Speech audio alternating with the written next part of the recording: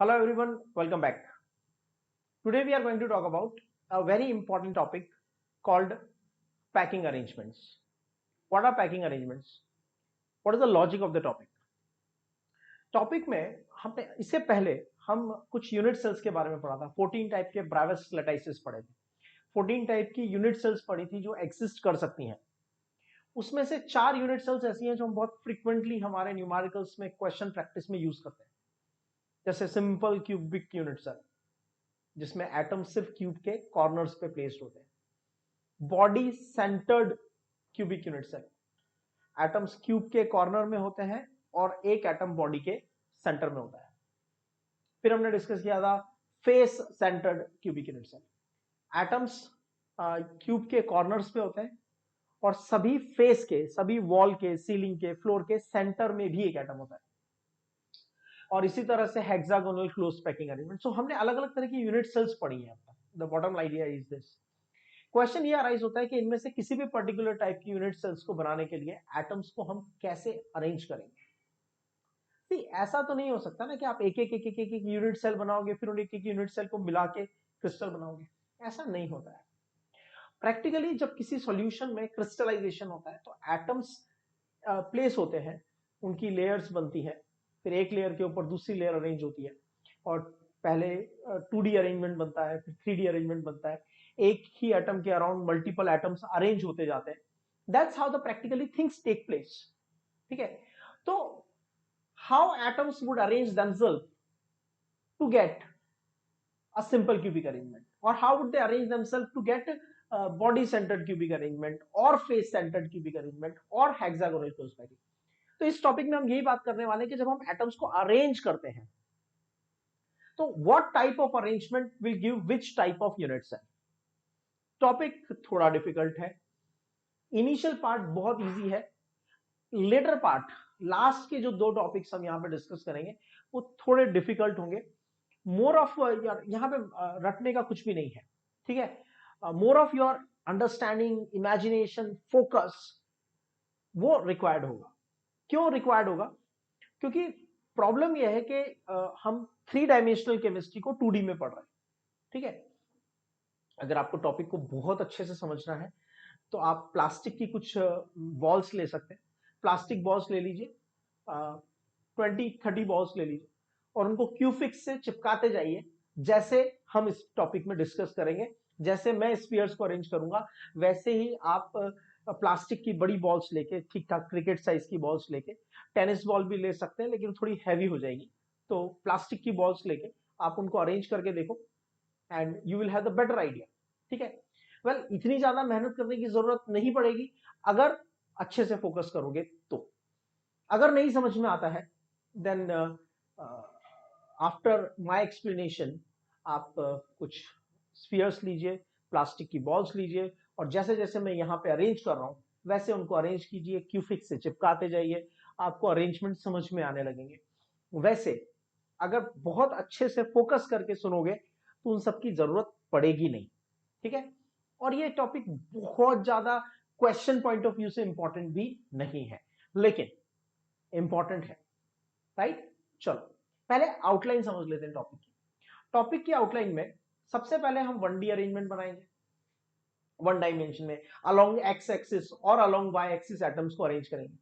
ठीक है, जैसे मैं आपको एक ट्रक भर के फुटबॉल्स देता हूं और मैं आपसे कहता हूं इनको आप रूम में अच्छे से अरेंज कर दो, बेस्ट पॉसिबल अरेंजमेंट कर दो। ठीक है, तो आप सबसे पहले क्या करोगे, एटम्स को एक पर्टिकुलर वॉल के अलोंग फ्लोर पे अरेंज करोगे, फ्लोर पे अलोंग एक्स एक्सिस और along the length of the room और along the width of the room arrange करोगे। अलोंग द हाइट तो कोई भी पहले अरेंज नहीं करेगा ना, कॉमन सेंस से कि हम पहले उनको एडजेसेंट अरेंज करेंगे अलोंग एक्स एक्सिस और अलोंग वाई एक्सिस, तो उसे कहेंगे 1D अरेंजमेंट। ठीक है, फिर हम पूरा फुटबॉल्स का एक फ्लोर बनाएंगे। ठीक है, एक लेयर बना देंगे पूरी फ्लोर पे, फुटबॉल्स को बेस्ट अरेंज कर देंगे along X axis as well as along Y axis, पूरी फ्लोर बन जाएगी। ठीक है, हम उसको कहेंगे 2D अरेंजमेंट्स। 2 तरह की 2D अरेंजमेंट्स हम डिस्कस करेंगे। ठीक है, square planar and hexagonal 2D। ठीक है, फिर 2D अरेंजमेंट को 3D में कन्वर्ट करेंगे। मतलब जो आपने फ्लोर बनाया है, फुटबॉल्स को अरेंज करके जो पूरे रूम में आपने फ्लोर के ऊपर फुटबॉल्स को अरेंज कर दिया, उसके ऊपर फुटबॉल्स की एक लेयर और बनेगी, फिर उसके ऊपर एक लेयर और बनेगी, उसके ऊपर एक लेयर और बनेगी, मतलब अब फुटबॉल्स की लेयर्स की हाइट बढ़ेगी, हाइट बढ़ेगी मतलब जेड एक्सिस बढ़ेगा। तो एक्स वाई पे तो आपने ऑलरेडी अरेंज कर दिया था, अब अलोंग द जेड अरेंज कर रहे हो, एक लेयर के ऊपर दूसरी लेयर अरेंज कर रहे हो, तो उसको क्या बोलेंगे, 3D अरेंजमेंट। 3D अरेंजमेंट एक तो हम डिस्कस करेंगे सीधा सा स्क्वायर प्लेनर, और ये जो 2D अरेंजमेंट है, 2D हेक्सागोनल को 3D में कन्वर्ट करना है। 2D हेक्सागोनल को 3D में अरेंज करना है, तो हम एकदम से नहीं करेंगे, मतलब सभी लेयर्स एक साथ नहीं रख देंगे, स्टेप बाय स्टेप करेंगे। फर्स्ट लेयर ऑलरेडी बना चुके हैं, फर्स्ट लेयर से क्या बना, 2D हेक्सागोनल प्लेनर। फिर क्या बनाएंगे, फिर बनाएंगे सेकंड लेयर। जब सेकंड लेयर हमें पूरी समझ में आ जाएगी तब बनाएंगे थर्ड लेयर। ठीक है, जब 3D स्क्वायर प्लेनर बनाएंगे तो आप एक के ऊपर एक सभी लेयर्स को एक साथ रख दो, प्रॉब्लम नहीं होगा। ठीक है, लेकिन जब हेक्सागोनल प्लेनर को, यानी थर्ड नंबर के पॉइंट को, हेक्सागोनल प्लेनर को 2D से 3D में कन्वर्ट करोगे तो आपको दो स्टेप लेनी पड़ेगी। पहले सेकंड लेयर, मतलब first layer you have already form, तो उसके बाद सेकंड लेयर, सेकंड लेयर को समझो, फिर बनाएंगे थर्ड लेयर। क्यों ऐसा करते हैं, क्योंकि जब हम इन लेयर्स को अरेंज करते हैं इस अरेंजमेंट में, फिफ्थ अरेंजमेंट को जब आप कंप्लीट करोगे, 3D hexagonal planar, 3D arrangement बनाओगे from hexagonal planar, 3D arrangement बनाओगे फ्रॉम हेक्सागोनल प्लेनर, तो आपके जो स्फीयर्स आपने अरेंज किए उनके बीच में कुछ कैविटीज रह जाएंगी। दो तरह की कैविटीज होंगी, एक को हम कहेंगे टेट्राहेड्रल कैविटी और दूसरे को कहेंगे ऑक्टाहेड्रल कैविटी। सी, टेट्राहेड्रल कैविटी और ऑक्टाहेड्रल कैविटी जो शेप आपने बताई है, ध्यान से सुन लेना इस पॉइंट को, चाहो तो नोट भी कर लेना। ठीक है, टेट्राहेड्रल कैविटी और ऑक्टाहेड्रल कैविटी या क्यूबिक कैविटी और फॉर इंस्टेंस एनी कैविटी का जो नाम होता है वो कैविटी की शेप पे डिपेंड नहीं करता है। कैविटी का जो नाम होता है, the name of the cavity is not dependent on the shape of the cavity, it depends on the shape formed. Name of the cavity depends on the shape formed after joining the nucleus of atoms arranged around the cavity. उस cavity के around जितने atoms हैं, उस cavity के around जितने atoms हैं, जितने atoms को रखने के बाद कैविटी बनी है, उन्हें उनके न्यूक्लियस को ज्वाइन कर दो, एटम्स के न्यूक्लियस को, तो जो शेप बनेगी वो कैविटी का नाम होगा। अगर मैं कहता हूं क्यूबिक वॉइड, तो क्यूबिक वॉइड का मतलब बिल्कुल भी ये नहीं होता कि वॉइड की शेप क्यूबिक होती है। क्यूबिक कैविटी का मतलब होता है उस कैविटी के अराउंड जब एटम्स के न्यूक्लियस को ज्वाइन करते हैं तो क्यूब बन जाता है, तो उसे कहते हैं क्यूबिक कैविटी। वैसे ही टेट्राहेड्रल कैविटी का मतलब होगा उसके अराउंड जितने एटम्स हैं उनको अरेंज करेंगे, 4 एटम्स होते हैं, उनको उनके न्यूक्लियस को जब ज्वाइन करेंगे तो टेट्राहेड्रल शेप बनेगी, तो हम उसको कहेंगे टेट्राहेड्रल कैविटी। और ऑक्टाहेड्रल कैविटी का मतलब है उस कैविटी के अराउंड 6 एटम्स होते हैं और उनके न्यूक्लियस को ज्वाइन करने से ऑक्टाहेड्रल ज्योमेट्री बनती है। ठीक है, तो टॉपिक का आउटलाइन आपने शायद समझ लिया होगा। पहले 1D अरेंजमेंट बनाएंगे, फिर 2D अरेंजमेंट बनाएंगे, यानी फ्लोर बनाएंगे। दो तरह की फ्लोर बनेगी, स्क्वायर प्लेनर, हेक्सागोनल प्लेनर, यानी point number 2 and point number 3, square planar and hexagonal planar. Next step में यानी पॉइंट नंबर 4 में हम स्क्वायर प्लेनर को 2D से 3D में कन्वर्ट कर देंगे, मतलब एक लेयर के ऊपर बहुत सारी लेयर्स रख देंगे, first layer, second layer, third layer, fourth layer, fifth layer arrange कर देंगे। और फिफ्थ पॉइंट में, in the fifth point what will be doing is, जो 2D हेक्सागोनल अरेंजमेंट बना है, 2D प्लेनर अरेंजमेंट बना है, 2D हेक्सागोनल प्लेनर यानी फ्लोर बनी है, उसके ऊपर पहले सेकंड लेयर रखेंगे, उसको समझेंगे, फिर थर्ड लेयर रखेंगे। और जब फिफ्थ स्टेप को आप कंप्लीट करोगे, यानी 3D अरेंजमेंट बनाओगे फ्रॉम हेक्सागोनल प्लेनर, तो दो तरह की कैविटीज मिलेंगी, that is tetrahedral voids and octahedral voids. Let's proceed further, आगे देखते हैं। सबसे पहले हमने क्या कहा था, 1D अरेंजमेंट बनाना है। 1D अरेंजमेंट बनाने का मतलब क्या है, एटम्स को अलोंग वन एक्सिस अरेंज करेंगे। ठीक है, जैसे फॉर एग्जांपल ये एटम्स को हम अरेंज करना है, तो ये z एक्सिस, ये y एक्सिस और ये x एक्सिस, ठीक है। सो हम एटम्स को अरेंज कर रहे हैं अलोंग एनी वन एक्सिस, मतलब एक रो ऑफ एटम्स बना रहे हैं, तो सिंगल रो ऑफ एटम्स, ठीक है। तो this is x, this is y and this is z. Along one axis we will arrange the atoms, we will make a row of the atoms. तो first row बनाएंगे, ये atom रख दिया along x axis and second, third, fourth, ऐसे एक रो में arrange कर देंगे। एक पर्टिकुलर रो में अरेंज कर दिया along x axis, तो जो हमें अरेंजमेंट मिलेगा हम उसको कहेंगे 1D arrangement. That's simple step. अब 1D से 2D में कन्वर्ट करते हैं। 1D मतलब रो ऑफ एटम्स, 2D मतलब one complete layer of atoms, ठीक है, यानी पूरा फ्लोर बना रहा है, ठीक है।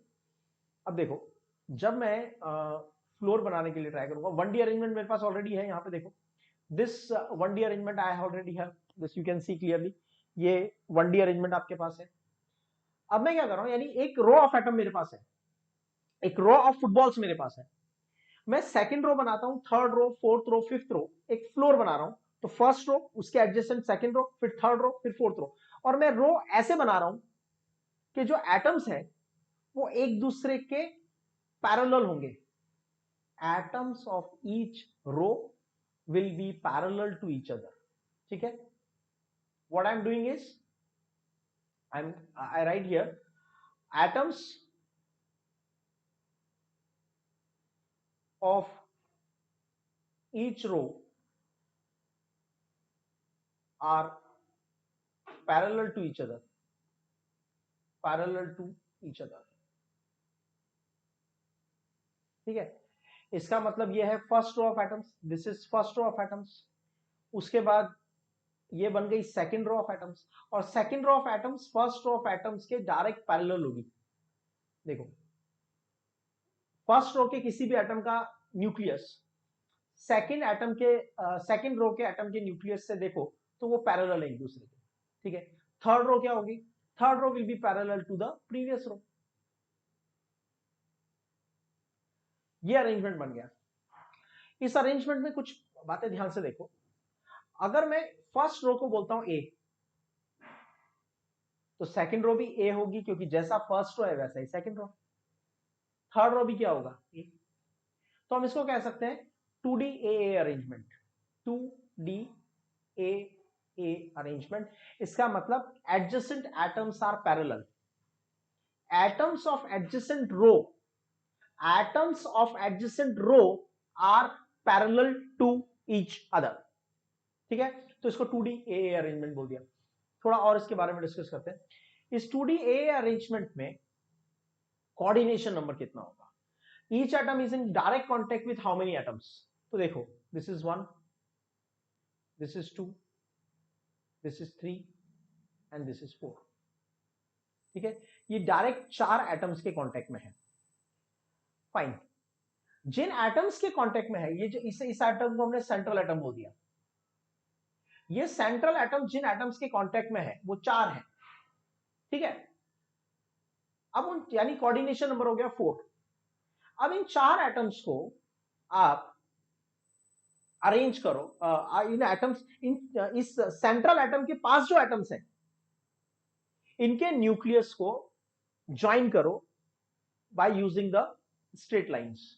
जैसे this nucleus will be combined to this nucleus, this nucleus will be combined to this nucleus, and this nucleus, चारों के न्यूक्लियस को ज्वाइन कर दिया, चारों एटम्स के न्यूक्लियस को ज्वाइन किया तो क्या बना, square.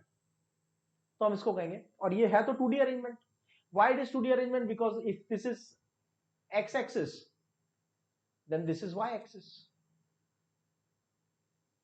atoms are arranged along x axis as well as y axis। तो ये प्लेनर अरेंजमेंट है। प्लेनर अरेंजमेंट में the any atom is in direct contact with 4 atoms. ठीक है, तो coordination number is 4. The atoms adjacent to any central atom, ये central atom है जिसको रेड लाइन से मार्क किया है, जो रेड लाइन से मार्क किया हुआ एटम है वो सेंट्रल एटम. इस सेंट्रल एटम से जो एटम डायरेक्ट कांटेक्ट में है, जिनको मैंने ये ब्लू लाइन से अटैच किया है, इनके न्यूक्लियस को ज्वाइन करने से स्क्वायर बनता है, तो हम इसको बोलते हैं square planar arrangement.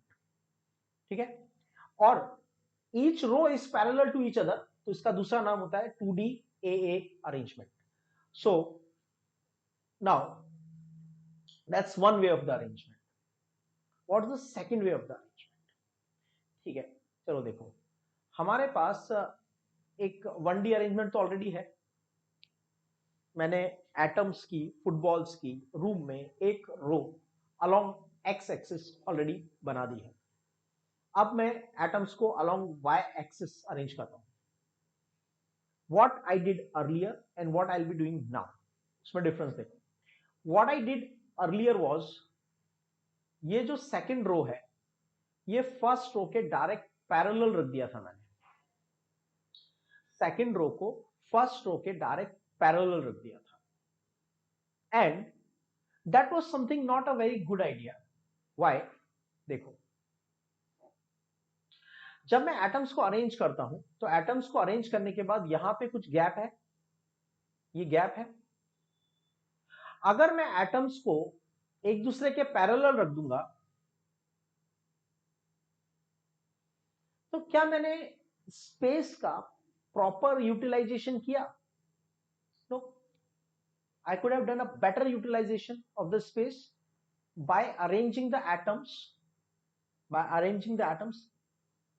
in the offset, in the depression of the previous row of atoms. ध्यान से सुनना. Atoms are being arranged. Second row of atoms are being arranged in the depression of the previous row of atoms. Second row of atoms are being arranged in the depression of previous row of atoms. तो ये previous row of atoms है, इसके depression में यहां पे arrange कर दिया, तो स्पेस यूटिलाइजेशन थोड़ा बेटर हो गया. अब थर्ड रो रखेंगे, तो थर्ड रो कहां रखेंगे? थर्ड रो हम रखेंगे in the depression of second row. ठीक है, तो ये थर्ड रो है. इस थर्ड रो को सेकेंड रो के पैरेलल नहीं रखना है. पैरेलल रखोगे तो स्पेस वेस्ट हो जाएगा. हम यहां रखते हैं इन द डिप्रेशन ऑफ प्रीवियस. ठीक है, now see one thing, atoms of adjacent row are not parallel. ठीक है, write down the statement. When atoms of each row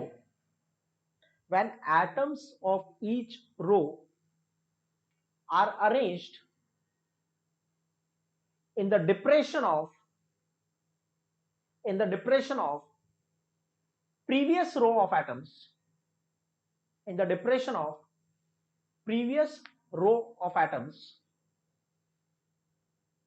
we get arrangement in which atoms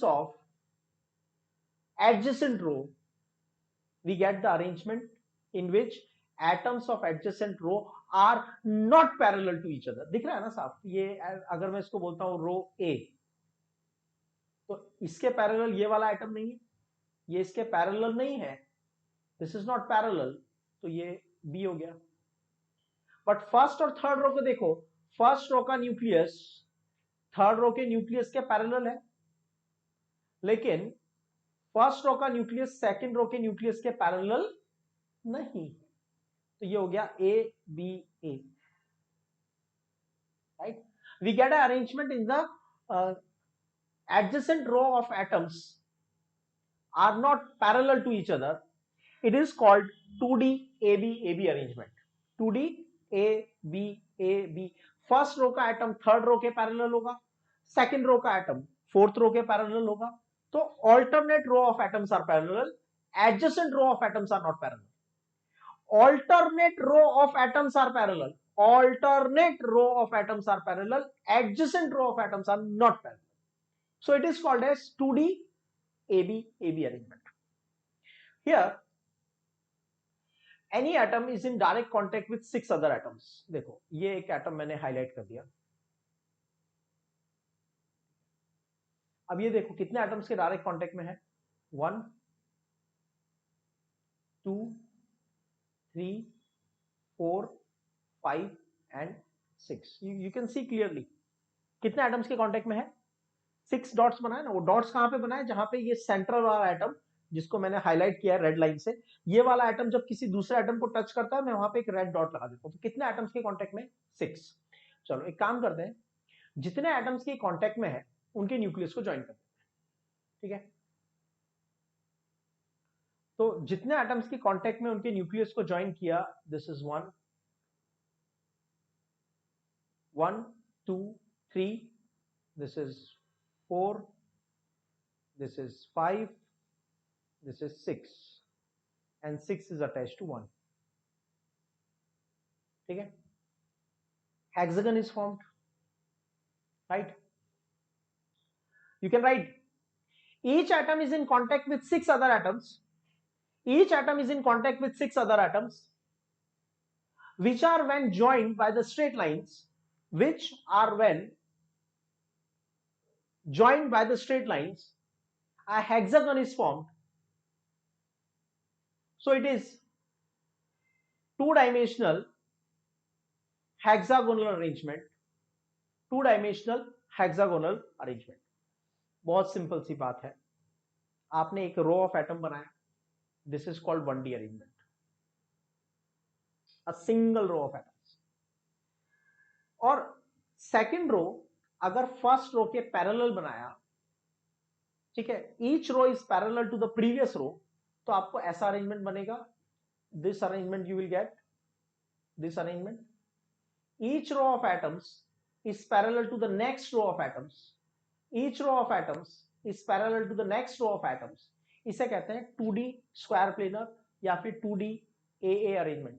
2D square planar क्यों बोला, क्योंकि यहां पे कोई भी एटम अपने आसपास के 4 एटम्स के कांटेक्ट में होता है, और उन 4 एटम्स के न्यूक्लियस को जब हम ज्वाइन कर देते हैं, जब उन 4 एटम्स के न्यूक्लियस को हम ज्वाइन कर देते हैं, तो हमें मिलता है स्क्वायर अरेंजमेंट. तो इसको बोलते हैं 2D स्क्वायर प्लेनर अरेंजमेंट. ठीक है, hope this concept is clear. ठीक है, अब सेकेंड ऑप्शन आपके पास ये है कि जो फर्स्ट रो आपने बनाया है, दिस फर्स्ट रो, ये फर्स्ट रो ऑफ एटम्स है, इस फर्स्ट रो के पैरेलल में सेकेंड रो मत रखो, फर्स्ट रो के डिप्रेशन में सेकेंड रो को फिट कर दो. जब आप फर्स्ट रो के एटम्स को अरेंज करोगे तो इस तरह से डिप्रेशन बनेगा. दूसरा जो एटम आ रहा है वो इस डिप्रेशन में जितना अंदर फिक्स कर सकते हो उतना अंदर फिक्स कर दो, जैसे यहां पे हमने इसको फिक्स किया. ठीक है, ये वाला एटम इन दो के डिप्रेशन में फिक्स है, इन दो के डिप्रेशन में ये एटम फिक्स है. ठीक है, तो इसको बोल देते हैं हम this arrangement is adjacent row of atoms are not parallel, alternate row of atoms are parallel. Adjacent parallel नहीं है, ऑल्टरनेट पैरेलल है, तो उसको बोल देते हैं 2D AB अरेंजमेंट. यहां पे each atom is in contact with 6 other atoms, 1 2 3 4 5 6.